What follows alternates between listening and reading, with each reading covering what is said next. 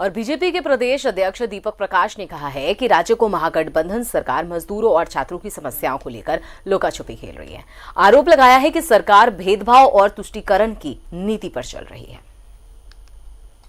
तमाम विधायक और नेता आज उपवास पर हैं। राज्य सरकार मतलब कि हेमंत सोरेन सरकार के कार्यकलाप को घेरने की कोशिश भी है कि इस लॉकडाउन के दौरान, इस कोरोना वायरस के संक्रमण के दौरान उनका जो कामकाज है वो दुरुस्त नहीं है। भारतीय जनता पार्टी रचनात्मक सहयोग करने के लिए सदैव तैयार है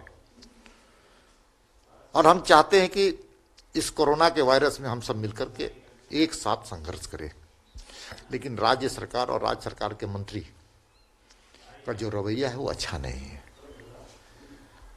सच है कि लगातार मुख्यमंत्री जी का बयान और कह सकते हैं कि सरकार की काम करने की शैली ये ठीक नहीं है और इस दृष्टिकोण से राजनीति को से ऊपर उठ करके सरकार को सकारात्मक काम करना चाहिए।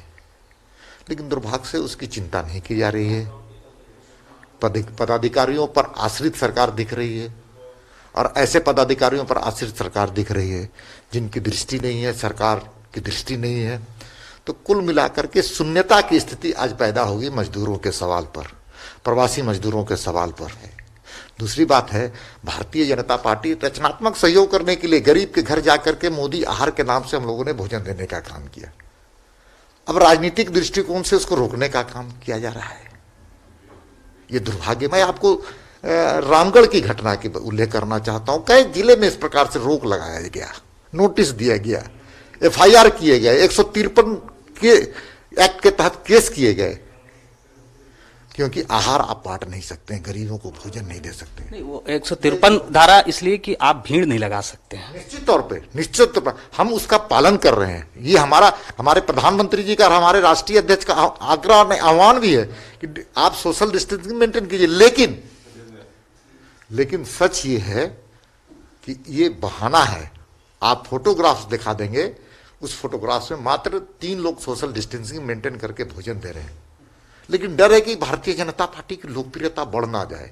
दुमका में रोका गया क्योंकि दुमका में उपचुनाव है।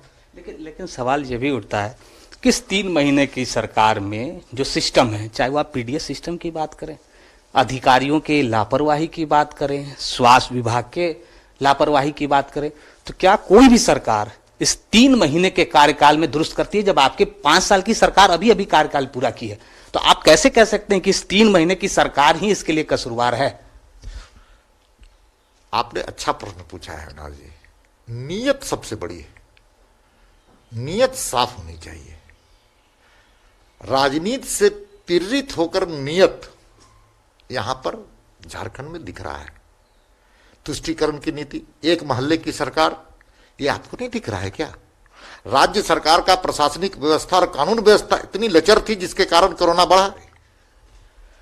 तो बीजेपी के नेता, बीजेपी के विधायक, तमाम वरिष्ठ विधायक और नेता वैसे प्रवासी मजदूरों के साथ इस संकट की घड़ी में खड़ी है जिनको वाकई में सरकार की मदद की जरूरत है।